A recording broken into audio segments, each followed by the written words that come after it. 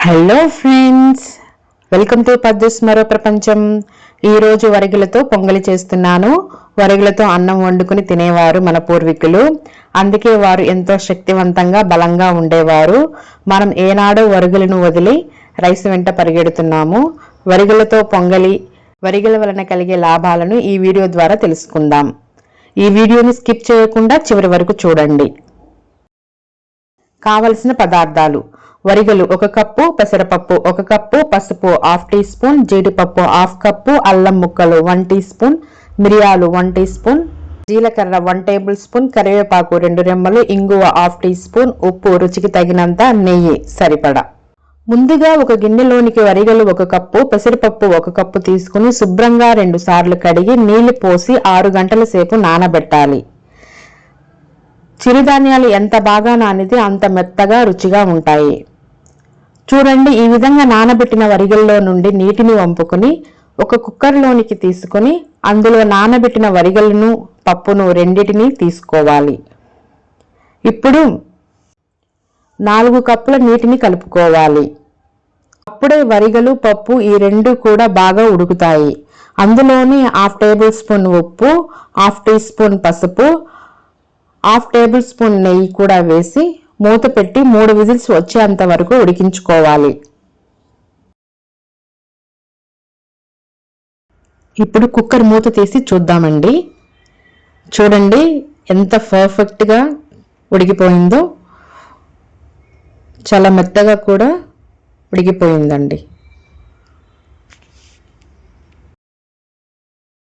ఇప్పుడు పాన్ పెట్టి వేడయ్యాక 3 టేబుల్ స్పూన్లు నెయ్యి వేసి జీలకర్ర, తరిగిన అల్లం ముక్కలు, మిరియాల పొడి, జీడిపప్పు దోరగా వేగాక ఇంగువ, కరివేపాకు కూడా వేసి 2 నిమిషాల పాటు ఫ్రై చేయాలి. ఇప్పుడు ఈ పోపు మొత్తాన్ని ఉడికించి పెట్టుకున్న వరిగల పప్పు మిశ్రమంలో వేయాలి. ఇప్పుడు ఈ పోపు మొత్తాన్ని కలిసిపోయేలా బాగా కలుపుకోవాలి. ఇంతేనండి, వరిగల పొంగలి రెడీ అయిపోయింది. ఈ వరిగల పొంగలిని కొబ్బరి చట్నీతో లేదా సాంబారుతో కలిపి తింటుంటే చాలా చాలా రుచిగా ఉంటుంది. ఈ వరిగల పొంగలి తయారు చేయడం కూడా చాలా సింపుల్ అండి. ఇప్పుడు వరిగల వల్ల కలిగే లాభాలను తెలుసుకుందాం. వరిగల్లో అన్ని చిరుధాన్యాల్లోకెల్లా ఎక్కువ మోతాదులు మాంసకృత్తులు అనేవి ఉంటాయి. అలాగే వరిగల్లో లెసిథిన్ పుష్కలంగా ఉన్నందువలన నరాల పటుత్వానికి మంచి ఆహారం.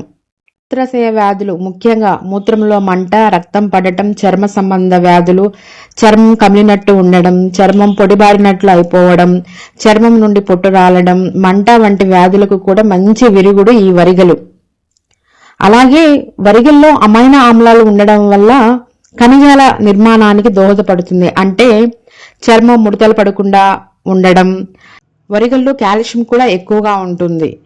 సో ఎముకల పటుత్వానికి, హృదయ రోగాలకి, క్యాన్సర్ వంటి వ్యాధులకు, చిన్న ప్రేగులలో తలెత్తే సమస్యలకు, పిత్తాశయంలో రాళ్లు ఏర్పడకుండా ఉండడానికి చాలా చాలా మంచి పోషకాహారం ఈ వరిగలు. సో మీరు కూడా తప్పకుండా వరిగలతో అన్నము లేదా వరిగలతో పొంగలి, వరిగలతో ఉప్మా కూడా చేసుకుని తినడానికి ట్రై చేయండి. సో వరిగల వలన ఇన్ని లాభాలు ఉన్నాయి కాబట్టి ఏదో ఒక రూపంలో వరిగలను తీసుకోవడానికి తప్పకుండా ట్రై చేయండి. నేను చేసిన ఈ ప్రాసెస్ మీకు నచ్చినట్లయితే మీరు తప్పకుండా ట్రై చేయండి. If you like the video, please do like, share and subscribe. Thank you.